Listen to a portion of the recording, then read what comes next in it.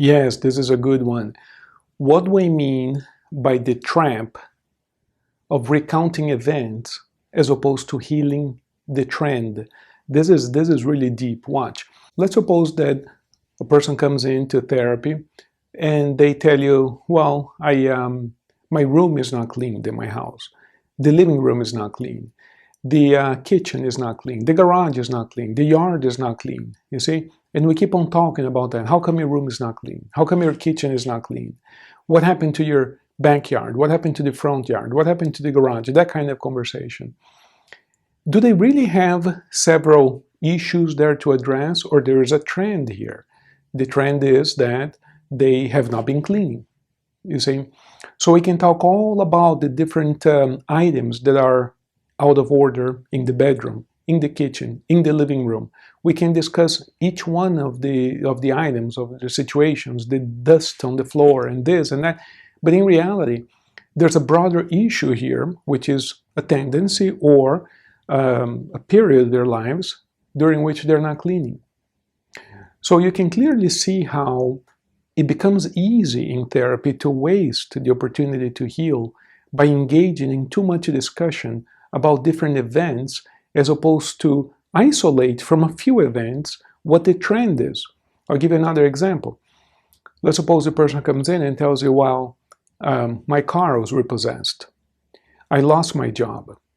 And it's all about why they lost their job and all about why the car was repossessed and why they were evicted from their apartment and on and on and on and on, all these different isolated issues and problems that they're having. And of course, the therapist's heart goes out to the person and they're clearly having a hard time. And there's a tendency, and I call it a trap, to engage in that kind of discussion. But why is that happening? Well, perhaps the person, and I'm completely making this up, of course, in this example, perhaps the person is an alcoholic, and as a result, they cannot hold a job, and as a result, they cannot pay the bills. But the real issue here, the real trend is too much drinking, which affects every part of their lives. Now, these are examples, of course. I'm not suggesting that when this happened, that's the cause. That's not the suggestion here. But what I am saying is this. In every one of our lives, we have certain problems, certain things that we're trying to change. And we can look at these episodes or these events, or we can look at a couple of events and extract out of it what the trend is, what the situation is, what is the fiber in our being, what is the characteristic of my person that accounts for that particular behavior.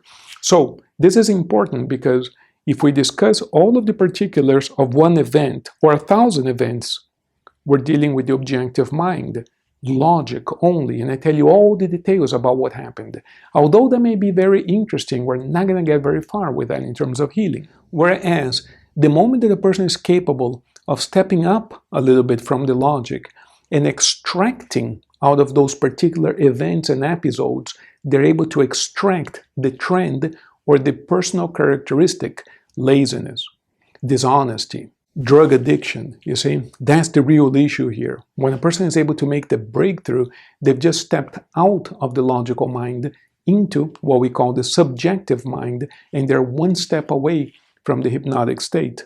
Doing nothing, they'll get into hypnosis by themselves, even without a hypnotic induction. The hypnotic state is absolutely natural. We all go into hypnosis several times a day.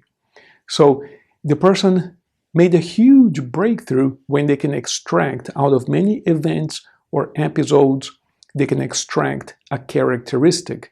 So we talk about this because there's a trap there, and some people coming to therapy with this notion that you got to tell your therapist everything. You got to tell him everything. Go there and tell him everything. Don't hide anything.